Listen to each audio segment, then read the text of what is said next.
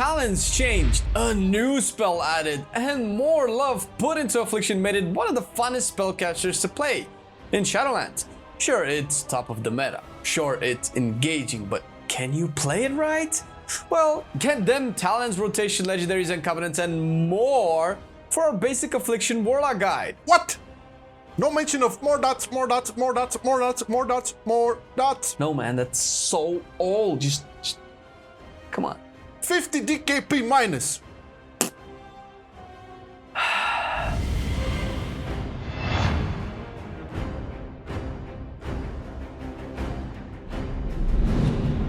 And you know what else is old? Us telling you to subscribe and enable those notifications. Yeah, just like everybody else. Listen, there's obviously a reason why we have to keep saying this. And we wish we wouldn't have to, because it's not really cool. It's so annoying for us as well. But it actually helps our channel out, and it helps the video be pushed to more and more people, helping the channel grow, helping us sustain and make this a beautiful, beautiful corner of WoW and for the community. And of course, if you like it, just 2 clicks is not a big deal, right? We really, really, really appreciate you for taking the time to click the bells and all the little things, because it helps the channel grow. So without out of the way, transition! Starting with the first row, take Drain Soul. Yeah, it's back, baby, and you will like it. Never understood why people liked Shadow Bolt spamming more. This will replace Shadow Bolt, of course, and still add the Shadow Embrace debuff to your target. Another cool mechanic of Drain Soul is that if the target dies while you are channeling it on it, you'll get a Soul Shard. If you're fighting small boss ads or in a Mythic Plus dungeon, use it to snipe the little mobs as they die, so you can get some shard gain. Moving down the list, Siphon Life should be your go-to for all content, raids and dungeons alike. It adds another dot for your Malefic Rapture, the new spell, making it the clear best option for single target.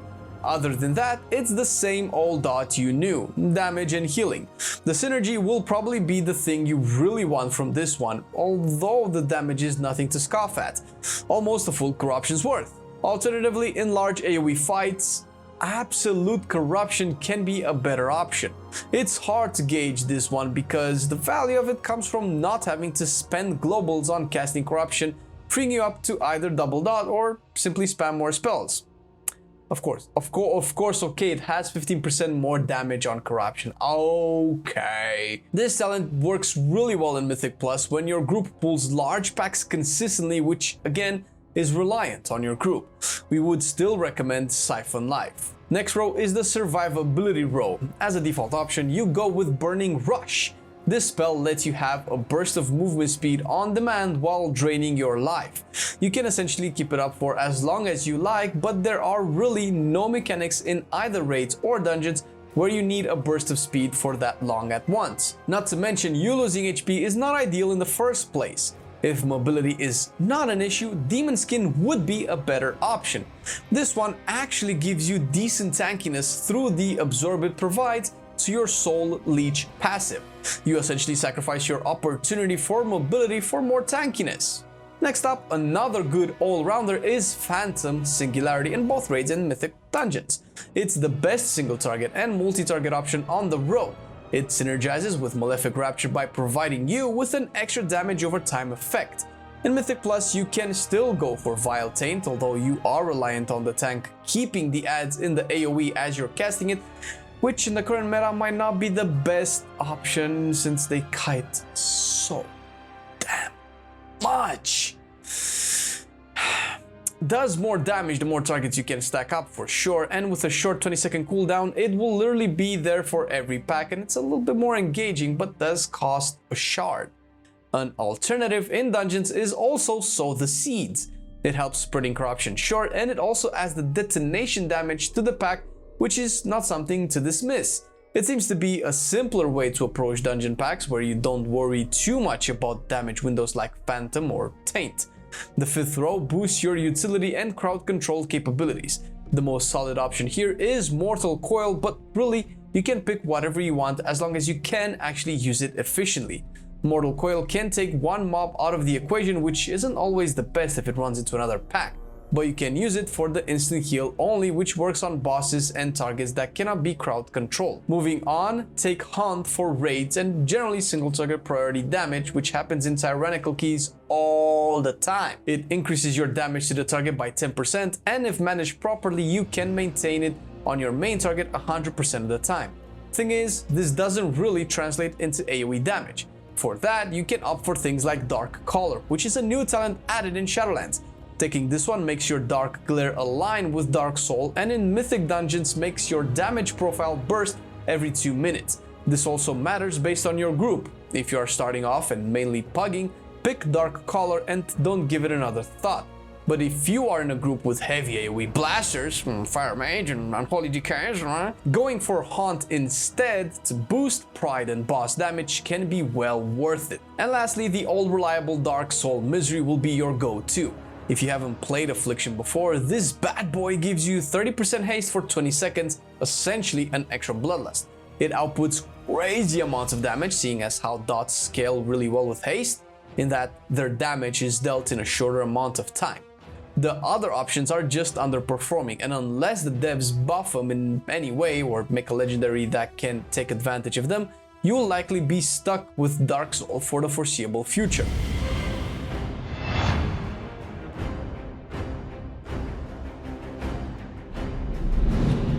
Let's start off by saying that there is no right answer for everyone when it comes to stat priority if you are choosing between two equal eye level items.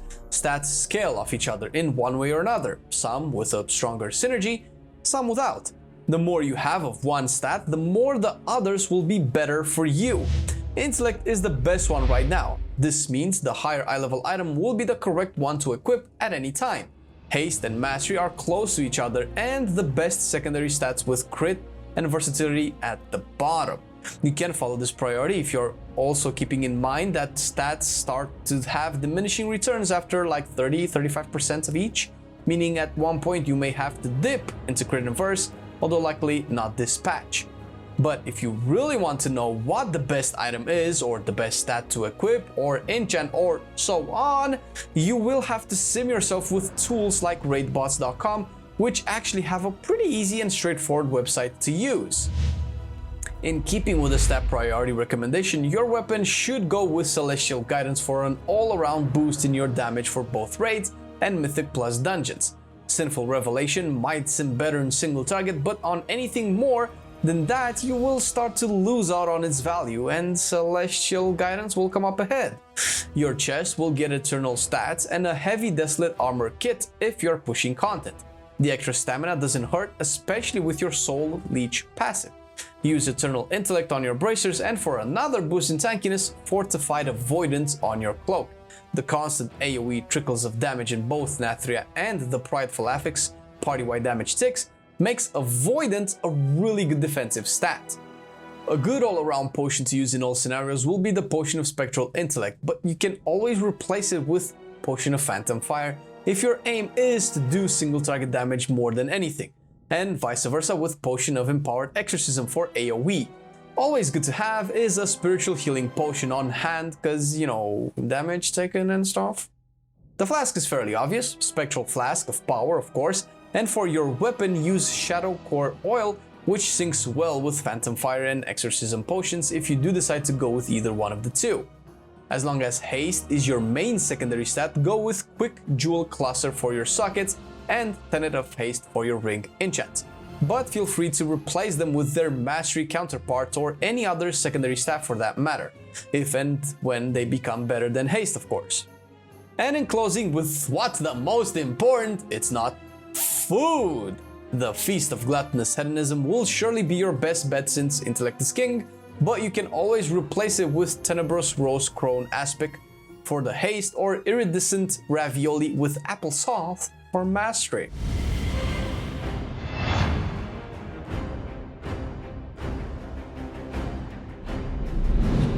As of this research, Night Fae will be your best covenant. Specifically, Nia as a Soulbind will function amazingly with the Mastery buff in Grove Invigoration. You can opt to take her all the way to Nia's tools Burrs for one of the strongest Soulbind traits in the game, or opt for the double potency route. Currently, both builds seem to be played at the very top level of the game, so really either sim or choose the one you prefer the most. Soul Rot is also a strong dot on your enemies that works really well with Malefic Rapture, and the Soul Shape Covenant signature ability will take care of any mobility issues you will still have. The devs are doing a decent job at balancing the covenants against each other, and the tuning is happening fairly often, compared to maybe what you and I have been used to in the past. We recommend Night Fae, but really you can play with what you like until and if they make covenants interchangeable and at no significant loss to you. I mentioned double potency conduits and shit like that. Well, depending on what route you take when building your Soulbind, the best potency conduits you can choose from are Focus Malignancy, which seems to be the best in all scenarios, but you can also add Cold Embrace for single target and raid scenarios, or Rolling Agony and Corrupting Leer for AoE damage boosts. For endurance, Diabolic Bloodstone is one of the best, but Resolute Barrier can also have its uses if the cooldown reduction of Unending Resolve is something you can take advantage of. And for the finesse, Fell Celerity or Demonic Momentum based on your preferences and needs can fit that slot.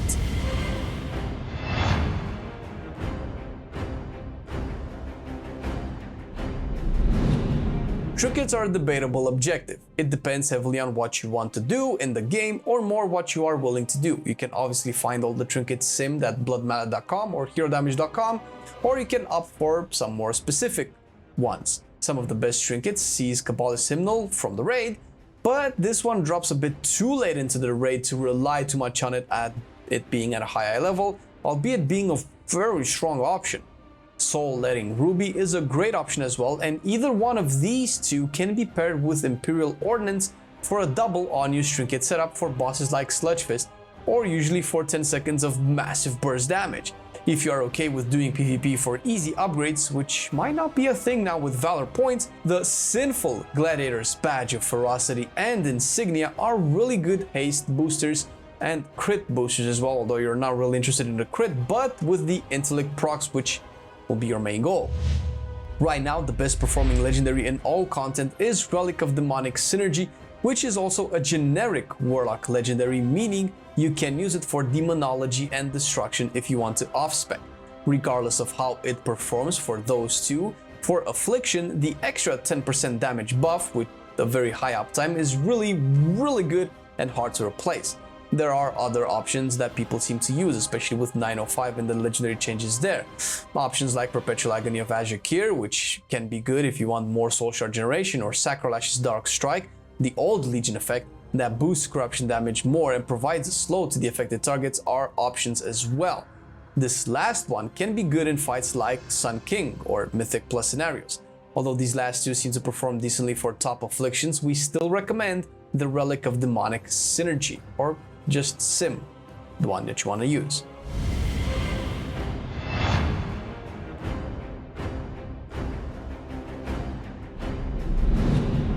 When opening, you want to precast Haunt and precast Unstable Affliction.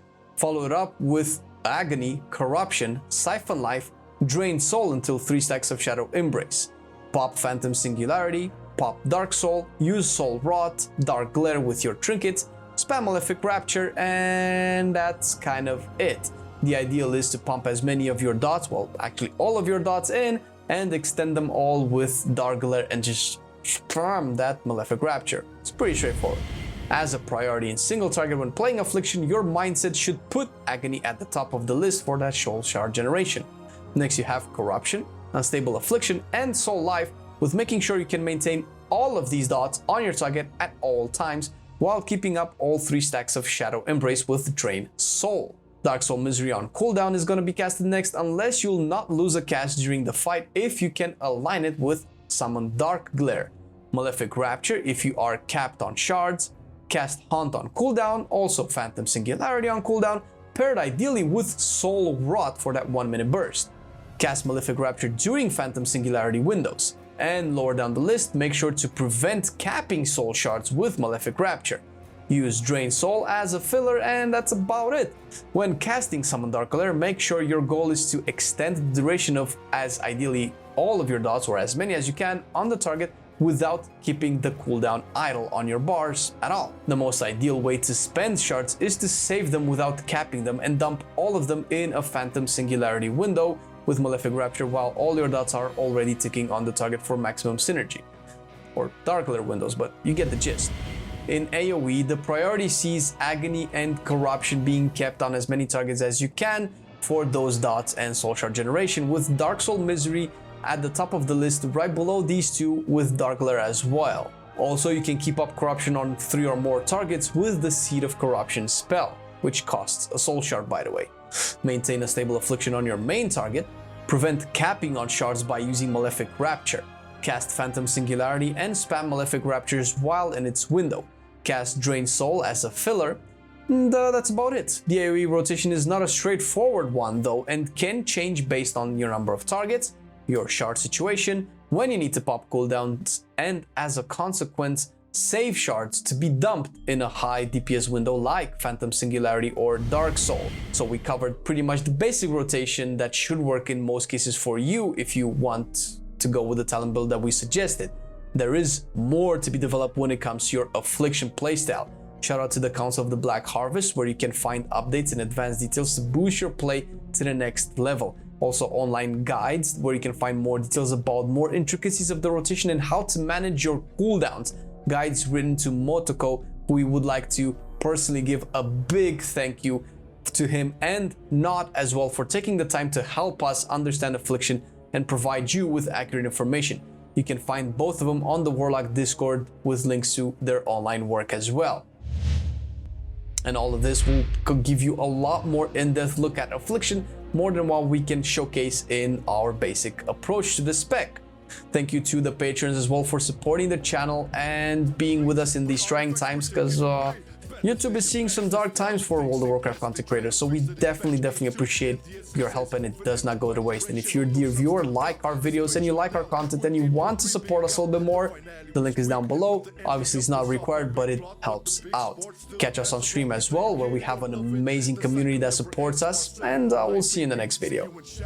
I've been loving it then, I still love it now. Still, I play WoW. Still, I play WoW. Getting better every day, let me show you how. Cause still, I play WoW. Still, I play WoW. It's getting harder to stay, but at the end of the day, it's a guilty pleasure, so just log in and play. Whether it's classic or retail, I'ma do a /bow. Still, I play WoW.